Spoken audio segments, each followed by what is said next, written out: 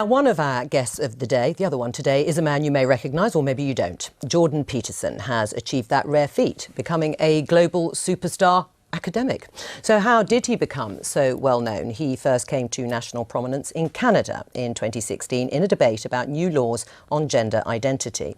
Bill C-16 made it an offence to refuse to call someone by their chosen gender pronoun. Jordan Peterson argued that this would infringe free speech, while some supporters of the bill said he was advocating prejudice. From there, his YouTube star took off, and he has now over 1 million subscribers. And his videos, where he talks everything from identity politics, which we've touched on, to the Bible, to Disney movies, have been viewed over 150 million times. Gosh, that's about the same number of viewers we have on this programme. Last year, he supported ex-Google employee James Damore, who had been fired for suggesting men and women have different interests due to biological differences. And his latest book, 12 Rules for Life, has taken him on a global tour promoting his ideas, and just this week he sold out the 1,000-seater Emmanuel Centre around the corner here in Westminster. So Jordan, you've done endless interviews, you've been publicising your book, and they've generated plenty of heated debate. No, I actually sold out the Apollo. It had 5,000 seats. All right, stop boasting. Do you think, though, because of the heat that has been generated, that your views have been misrepresented at times? Oh, definitely, but that's, that's part and parcel of the process. I did take a very forceful stance, let's say, against some of the excesses of the radical left-wingers, and it's in their best interest to paint me as somehow a figure of the extreme right, because then I don't have to be contended with. But, I mean, it's easy for people's views to be oversimplified in a very large public debate. I mean, in terms of some of the issues, I mean, you say you've been painted as an extreme right-winger. No, some people have tried that. Not very successfully, but they've tried it. And you came to prominence in part over your opposition to this law that we just talked about in Canada, proposing the use of preferred pronouns for transgender people. Just for clarity... Mandating them. Yeah. Right. Saying that you should do it. No, but, that you had to do it. Right, you had to do it by law. Right. But just for clarity, do you think a trans woman is a real woman? I don't really like the way those questions are formulated. I don't know what that means. What do you mean a real woman? Well, I'm asking you, in your mind, it depends what you think a real woman is, but do you think a trans woman is a woman? No. Why not? Because I think that women are capable, generally speaking, of having babies, and they have female genitalia, and they have an XX chromosome, and I think the biological markers are relevant. It doesn't necessarily mean that I don't think that people should be treated with respect and dignity if they happen not to fit easily into a gender category. That's a different issue. Right. But it's a matter of definition. And I actually think it's a foolish argument in some sense. Because what do you mean by real? Well, I mean, you've just clarified that, though. You don't think that a trans woman is a woman. And do you think that that is what is behind or explains your opposition to this idea of a law mandating you to use a preferred pronoun, is because you don't actually believe that that's the truth, that a trans woman is a woman, and therefore you can't use that pronoun? No, that's not my argument at all. Really?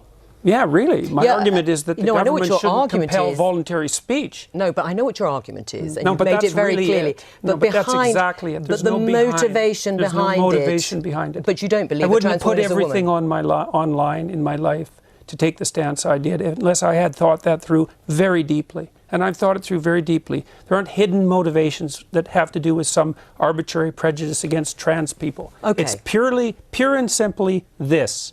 There's never been a time in English common law history where the government compelled speech, and the Canadian government dared to do that. And that was unacceptable. And they masked it with this show of compassion for the oppressed, and I don't buy it. Right, but you would, as I think you said, at an individual level, if somebody asked you, somebody asked you to use a particular pronoun, you would do so. Well, I have. You have. She asked him a question, then refused to let him answer it until he took over the conversation. And notice how, when he explained his answer, it went in one ear and out the other, and instead of responding to his answer, she made another assumption. Right, yes. Fine. Yes. Let's talk about feminism. Are you a feminist? No, not as it's currently defined, certainly not. No, well, in any other definition? Well, I think that anybody who doesn't think that the competitive landscape should be opened up for equality of opportunity is not thinking. And so everyone's interests are better served if people have as equal access to opportunity to display their talents and to manifest their talents in the world as possible. So in that sense, certainly. But feminism now, and this is why it's so deeply unpopular, a very small minority of women in the UK identify as feminists. And the reason for that is it's primarily become an ideological weapon. And it's an ideology that I detest, actually, the ideology that it's associated with, collectivist ideology. Right. I mean, okay, and that's your view about feminism. Aisha, are you a feminist? Oh, absolutely. I'm a very proud feminist. And when I was a special advisor in government, I worked on women and equality issues, and I was very proud, actually, of a piece of legislation I got on the statute book with my former boss, Harriet Harman, the Equality Act in 2010, which strengthened our anti-discrimination laws. And I fought very hard to get more women into public life, into the Labour Party. And I'm very, very proud of being a feminist, hence my pink dress. Oh, well, all right. Obviously reverting to type then in the pink dress. Absolutely, well. You would like men to regain or reclaim their strength physically, mentally and morally. Is that broadly correct?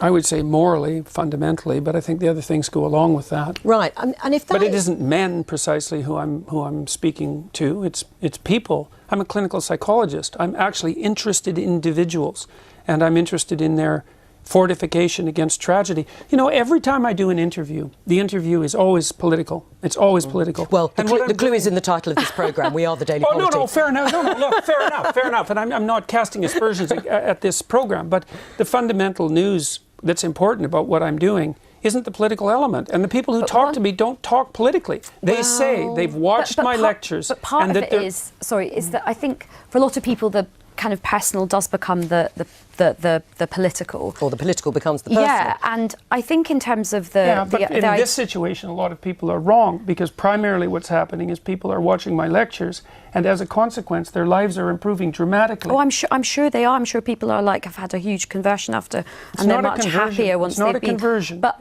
what I would like to do is kind of almost. I think at the moment the discussion about feminism is very divisive, and sometimes it can sort of be like, okay, men have to lose and women have to gain. Actually, everybody has a lot to gain by greater equality. Now, whether you get the equality of outcome that you want, I think only time will tell. But certainly, equality of opportunity is very important. And actually, we can agree on that. And a lot of men would benefit from that. So I think a lot of men are having a lot of crises at the moment in terms of mental health, suicide issues, their own sense of identity, because I think some of the stereotypes put on men are quite limiting for them as well. I think they make men quite unhappy as well. The devil's in the details with regards to equality, because I'm an advocate of equality of opportunity. But and I think outcomes. the idea outcomes, that's an appalling doctrine. Why? All right. Well, because you have to produce an unbelievably potent bureaucracy to make the ever greater and ever finer distinctions that are necessary to enforce equality of outcome. How many group differences are you going to equalize across?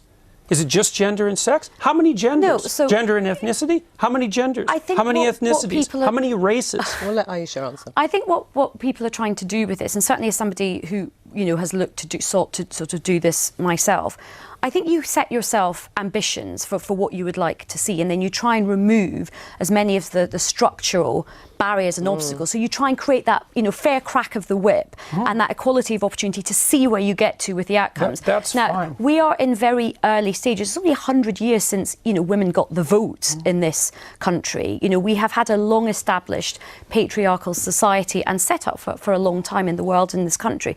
So I think we have a long way to go to see where it plays out. There is no country in the world where we really do have gender equality properly yet in terms of real decision making and real some of the power. Scandinavian countries maybe, but they're still not quite there. And I think you've spoken a lot about this. There's still a way to go in Scandinavia. Things are not perfect in Scandinavia. I haven't spoken about that specifically. I've spoken about. You spoke about the right stuff yesterday. You talked about the Scandinavian. Well, I've spoken about the fact that, see, one of the things that's happened in the analysis of the differences between men and women is that the social constructionist claim is that the differences are socially constructed, right? Is that it's a consequence of environment that men and women differ. But what the scientific literature indicates is that as cultures become more egalitarian, like they have in Scandinavia, the differences between men and women actually increase rather than decreasing, which is a direct repost to the social constructionist view. So they just deny all that. The biggest differences in the world in interest and temperament are between Scandinavian men and women. It's exactly the opposite of what everyone predicted. Equality of opportunity is the measure of how equal our chances of success are, whereas the equality of outcome is just measuring the results of a situation. To break that into simpler terms, or let's say that you have an organization that's looking to hire. If they're hiring with the mindset of equality of opportunity, that means that they're trying to find a diverse set of applicants, thereby giving everyone a chance at the job. However, if they're hiring with the mindset of equality of outcome, regardless of how well the applicants do, they're just trying to meet a quota, which will lead to unqualified people getting positions they shouldn't have gotten. If you enjoyed this video, I promise you'll enjoy this next video. I will see you there.